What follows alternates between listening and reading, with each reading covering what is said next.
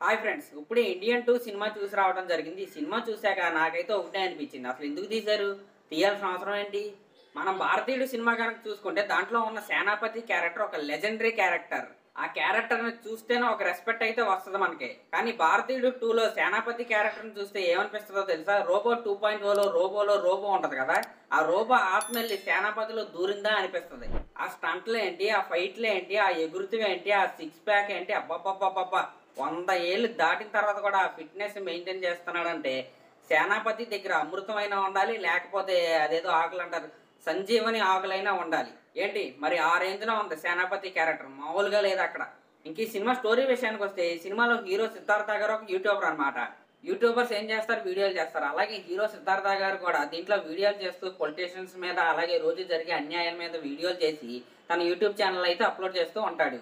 అలా చేస్తూ ఉండగా అలా జరిగిన ఒక సంఘటన వల్ల ఆయన అయితే చాలా బాధపడుతూ ఉంటాడు. దీన్ని ఎవరు మార్చలేరా, మనం ఏమీ చేయలేమా అని ఆలోచిస్తూ ఉండగా అప్పుడు మన హీరో సిద్ధార్థ గారికి మన తాత అయితే గుర్తొస్తాడు. అప్పుడు మనోడు హ్యాష్ ట్యాగ్ అయితే వదులుతాడు ట్విట్టర్లో, కమ్ బ్యాక్ ఇండియన్ అని. ఇంకా హ్యాష్ ట్యాగ్ అయితే తెగ ట్రెండ్ అయిపోతుంది ట్విట్టర్లో. అది చూసి మన ఇండియన్ తాత అయితే తిరిగి వచ్చేస్తాడు. మళ్ళీ వచ్చాక తను ఏం చేశాడు, ఏం జరిగింది అనేది మిగతా స్టోరీ అది వెళ్ళి సినిమాలో అయితే చూడండి. ఇప్పుడు చెప్తే మీకైతే బాగోదు. ఇంకా ఇండియన్ 2 సినిమాని పక్కన పెడితే అంతకుముందు శంకర్ గారి అపరిచితుడు, భారతీయుడు ఇలాంటి సినిమాలు అన్నింటిలో కరప్షన్ గురించి అయితే బాగా చూపించారు. కానీ ఇండియన్ 2 సినిమాలో కరప్షన్తో పాటు ఇంకో పాయింట్ని అయితే ఆయన అయితే చూపించాడు.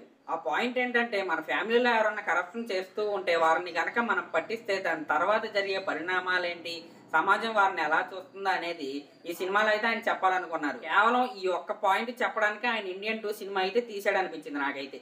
ఇంకా ఈ సినిమా ఫైట్స్ విషయానికి వస్తే, ఇందాక చెప్పే కదా రోబో పూనిందా అనే విధంగా ఒక సూపర్ హ్యూమన్ బీయింగ్ లాగా కమల్ హాసన్ గారిని అయితే ఈ సినిమాలో అయితే చూపించారు. మరి ఆ ఫైట్లు ఎంతమందికి ఎక్కుతాయి, ఎంతమంది కనెక్ట్ అవ్వ అనేది నాకైతే తెలీదు. ఇంక ఈ సినిమా సాంగ్స్ విషయానికి వస్తే, డైరెక్టర్ శంకర్ అంటేనే సాంగ్స్ కి పెట్టింది పేరు. మీరు భారతీయుడు సినిమా చూసుకుంటే ఆ సినిమాలో ఉన్న సాంగ్స్ కోసమే ఆ సినిమా 2-3 సార్లు అయితే చూడొచ్చు. కానీ భారతీయుడు 2 సాంగ్స్ విషయానికి వస్తే ఈ సినిమాలో సాంగ్స్ అయితే యావరేజ్ గా ఉన్నాయని చెప్పాలి. కానీ విజువల్ గా అయితే ప్రతి సాంగ్ చాలా అంటే చాలా బాగుంది. ఈ సినిమాలో చాలా కాస్ట్లీ సాంగ్ అయితే ఒకటి ఉంటుంది. అదైతే ఒక విలన్ కి అయితే పెట్టారు. ఆ సాంగ్ ఎందుకు పెట్టారో డైరెక్టర్ శంకర్ గారికే తెలియాలి. విజువల్స్ పరంగా, టెక్నికల్ ఆస్పెక్ట్స్ పరంగా ఈ సినిమా అయితే చాలా బాగుంది. కానీ స్టోరీ పరంగా అయితే ఈ సినిమాలో అసలు ఏమీ లేదు, అసలు స్టోరీయే లేదు.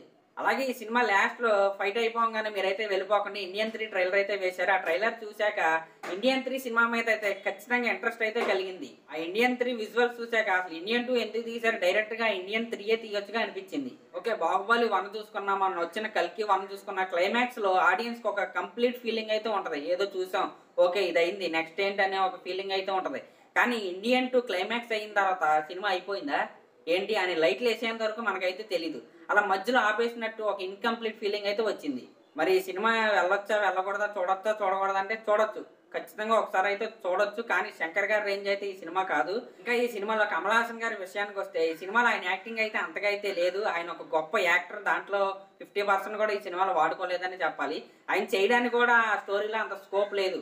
మొత్తం ఇండియన్ 3లో పెట్టుకుని ఇండియన్ 2 అయితే తీసాడు డైరెక్టర్ శంకర్ గారు అయితే. ఇంకా ఈ సినిమాలో నాకు నచ్చిన విషయం ఏంటంటే, ఒక కార్టూన్ క్యారెక్టర్ అయితే వస్తూ ఉంటుంది. ఆ క్యారెక్టర్ అయితే చూడడానికి చాలా బాగుంటుంది. ఇంకా దీంట్లో స్పెషాలిటీ ఏంటంటే, వివేక్ గారు ఉన్నారు కదా, ఆయన అయితే చనిపోయారు. కానీ ఈ సినిమాలో ఆయన సీన్స్ ని కొన్ని అయితే ఏఐలో అయితే చేశారు. డబ్బింగ్ కూడా అయితే చెప్పించారు ఈ సినిమా కోసం. మరి బాక్స్ ఆఫీస్ పరంగా ఈ సినిమా ఎంత కలెక్ట్ చేస్తుందో, ఎలా ఉంటుంది పర్ఫార్మెన్స్ అనేది లాంగ్ రన్ లో అయితే మనం చూడాలి. అలాగే ఈ సినిమా చూసిన వాళ్ళు ఎవరైనా ఉంటే కింద కామెంట్ చేయండి. అలాగే నా ఛానల్ కనుక మీరు ఫస్ట్ టైం చూస్తున్నట్టయితే సబ్స్క్రైబ్ చేసుకోండి. Thank you.